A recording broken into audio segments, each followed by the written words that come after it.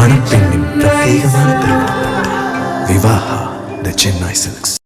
கூட்டணி இல்லை என்று சொல்ல முடியாது எனவும் கூட்டணிக்காக காலம் கனிந்து வருவதாகவும் தாவேகா பரப்புரை செயலாளர் நாஞ்சில் சம்பத் கூறியுள்ளார். ஈரோடு மாவட்டம் பவானியில் செய்தியாளர்களை சந்தித்த அவர் இதனை தெரிவித்துள்ளார். கூட்டணிக்கு இல்லை என்று நான் சொல்ல மாட்டேன். அதற்கான காலமும் கனிந்து வருகிறது.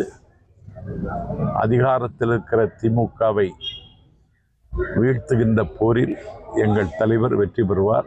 எங்களுக்கும் கூட்டணி அமையும். அது இப்போது சொல்ல முடியாது. அதிமுக மாநாடும் போது தாவேகா கொடி பறந்தது. அப்போ எடப்பாடி பழனிசாமி கூட்டணி நோக்கி தாவேகா வருதுன்னு சொன்னார். அப்போ அதுக்கப்புறமா கடுமையான விமர்சனங்கள் எதுவும் வைக்கல தாவேகா மேல. இப்ப சமீபமா தாவேகா கூட்டணி எதுவும் போகாத உடனே தொடர்ந்து விமர்சனங்கள் தாவேகா மேல வச்சுட்டு இருக்காரு. விஜய் வைக்கிறாரு, அவரும் வைக்கிறாரு. ரெண்டு பக்கமே இருந்து போயிட்டு இல்ல.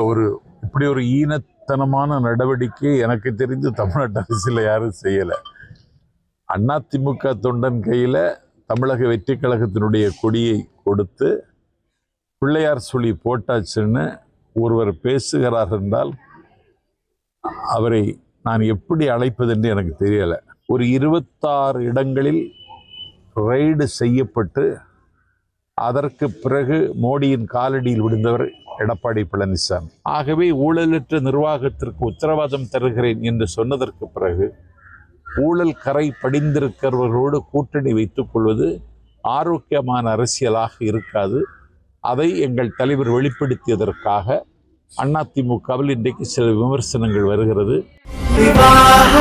மணப்பெண்ணின் பிரத்யேகமான திருமணம் விவாஹா தி சென்னை சில்க்ஸ்.